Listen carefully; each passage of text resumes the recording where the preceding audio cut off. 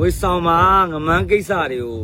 မိုးလင်းလာနဲ့တောက်လျှောက်တွေ့နေရတယ်ပေါ့နော်ငမန်းရှိတယ်ငမန်းတွေ့တယ်ငမန်းကိုက်မယ်ဆိုတာအဲ့လားလေးကိုကျွန်တော်ကလာပြီးရှင်းပြတာရှိပါတယ်ကျွန်တော်လည်းဒီနေ့ဧည့်သည်နဲ့ကျွန်းနေသွားတာကျွန်တော်လည်းတွေ့ခဲ့ပါတယ်ဒီမှာပါငမန်းပါဟာပြမယ်ငမန်းပြမယ်သူကတောက်လို့လည်းရတယ်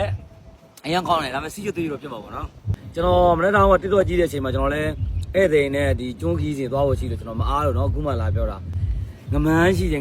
ပင်လယ်မှာတော့ငမန်းရှိတာတော့ဒါကတော့မတူဆန်းပါဘူးကြိုက်တာမဟုတ်ဘူးနော်နိုင်ငံခြားကားတွေအတိုင်းဆိုရင်တော့တခုမှမကြိုက်ဘူးအဲ့လိုကြိုက်ကြီးဆိုကျွန်တော်တို့လည်းအခုချိန်ဒီသက်ရှင်မှာမဟုတ်ဘူးရှိုးဒီ social media များဒီမနေ့ကလည်းကျဒီငမန်းကိစ္စတွေမှာတချို့ရတဲ့ကြောက်တယ်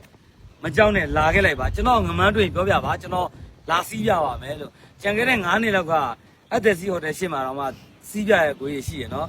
ငမန်းကျွန်တော်တွေ့လာခဲ့လိုက်ပါကျွန်တော်တက်ပြီးစီးပါလိမ့်မယ်လို့တော့ဒါလေးကိုပြောချင်တယ်ဟိုဆောင်မှာဘာမှကြောက်စရာမလိုငမန်းဆိုလို့တော့မှဒါပဲရှိတယ်2800ပေးရတယ်အဲ့ကောင်တော့သားလို့ရတယ် तू က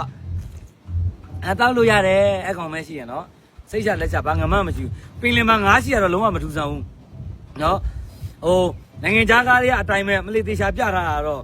တရားဒီအပုံစံတိုင်းဆိုတရားမှတော့လာရမှာမဟုတ်ဘူးငွေဆောင်နော်မုံလင်းလာတဲ့ဒီငမန်းကိစ္စပဲမိုးချိုတဲ့ဒီငမန်းကိစ္စပဲပြောချင်တာပတ်စံတွေပါလေချားချင်တယ်ဆိုရင်တခြားကိစ္စတွေချားပါငွေဆောင်မှာရန်ဧည့်သည်ကြနေတဲ့အချိန်မှာဒီဟာလေးတွေကို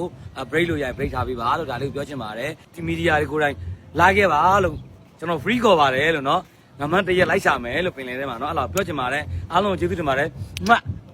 အခုလောတဲ့တော့ကျွန်တော်ငမန်းတောက်ပါတယ်လို့